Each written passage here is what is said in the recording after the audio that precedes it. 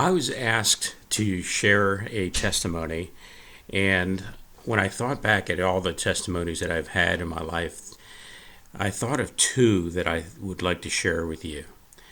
And one was when God used me to help somebody, and the other one is when God used someone else to help me.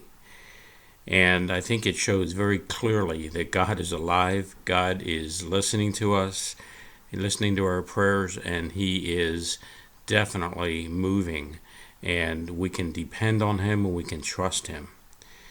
When I was about 23 years old, I worked for a company right out of college that used to send me about 100 miles away from my home. And I would go down there about once every 6 weeks or so. And I would get a hotel down there and stay there for the week and do my job and then come home. And every time I was there, I would always stop by my aunt's house who lived there. And she was very, very poor. And the environment where she was in was just not a good one. And she had to live close to the hospital because she was not well health wise either.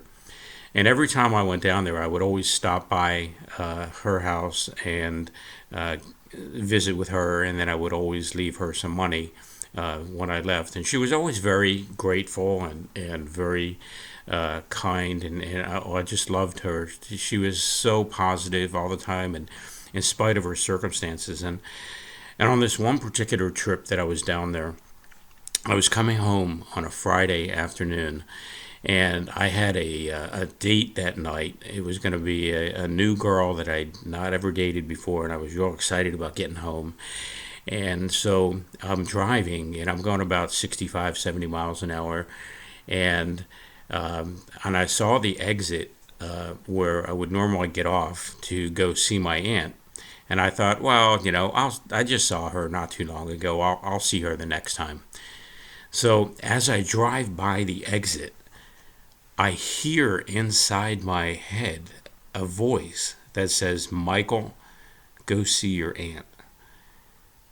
And I thought, that's interesting. Usually when I talk to myself, I just call myself Mike.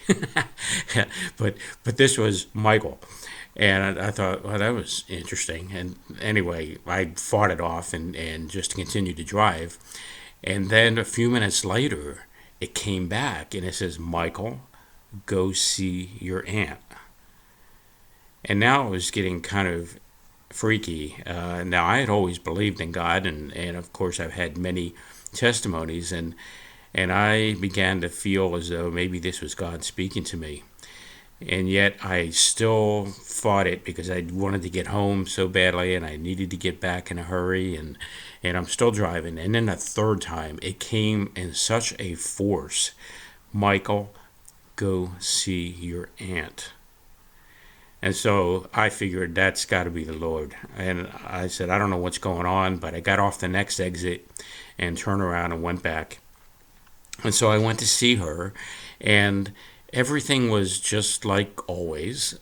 She was really happy to see me. We had a really nice visit, and as always, just as I was leaving, I reached into my pocket and pulled out some money and gave it to her. And like I said before, she usually just took it and said thank you, and she was real gracious about it. But this time she started to weep, and she started to cry uncontrollably. And I said, "Anna, what's wrong?" And then she said, "Michael, you have no idea." She said, "I have no money at all. I have no food in the house. And I've been kneeling by my bed, and I've been praying for the last 2 hours that God would send somebody." And so I immediately reached into my pocket, and I pulled out all the money I had, and I gave it to her. And I told her, I said, I'm going to, when I get home, I'm going to call my dad, her brother, and then he would certainly come down and help out. And so that's what I did. When I got home, I told my dad, and he went the next day, and he bought her groceries and made sure she was okay and took care of her and gave her some money and everything. But I thought, wow, that was so awesome how she was praying for God to send somebody. And what would have happened had I not listened? It maybe God would have used someone else. I'm sure he could have done that, but it was an illustration to me and a testimony to me that God really, really loves his people and he answers his prayers. And then many years later, I was on the receiving end. I had a really nice job. I was actually self-employed as a consultant. Was making a lot of money. We had 5 kids, and my wife was a stay-at-home mom. And then the economy took a nosedive right after 9/11.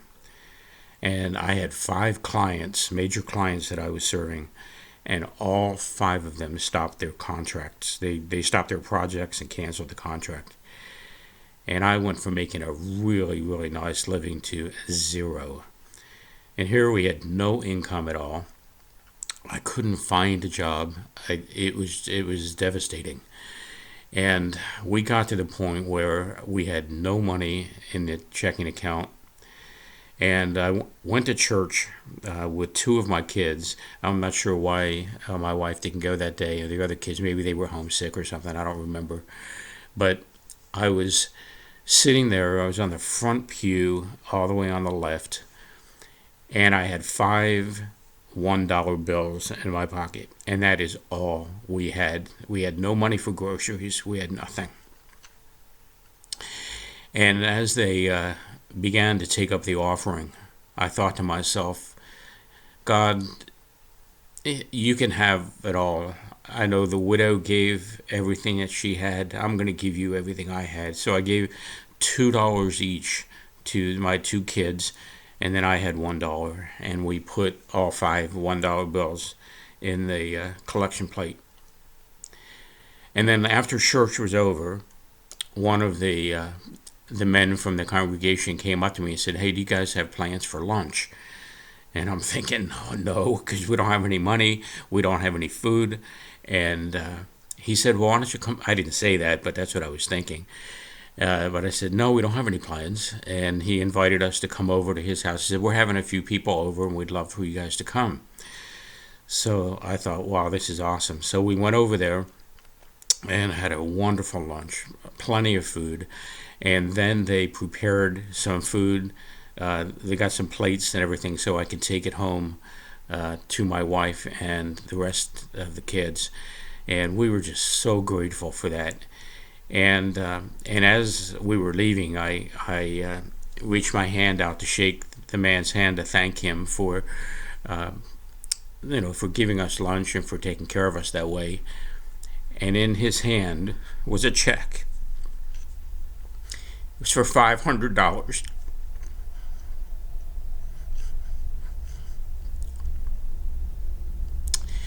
100 times what I gave in church that morning. And there's a promise in the scripture that when you give, you can get back 100-fold. And so there, God used someone to bless us. And I get emotional every time I tell the story, even though it was many years ago. But all I can say is that if God is prompting you, if He puts somebody in your mind, send them some money, go over, call them, do something, He may be using you to help them. Or if you're on the need side, then you pray and you ask God and you give. And you think, well, how can I give? I don't have enough. I can't even pay my bills. Give. Because then you're showing that you trust God and you're going to let Him take care of you. So if you're in a crisis situation, give more and let God do His job and trust Him, and you will see some amazing things happen in your life. So those are the 2 testimonies I wanted to share with you. God bless.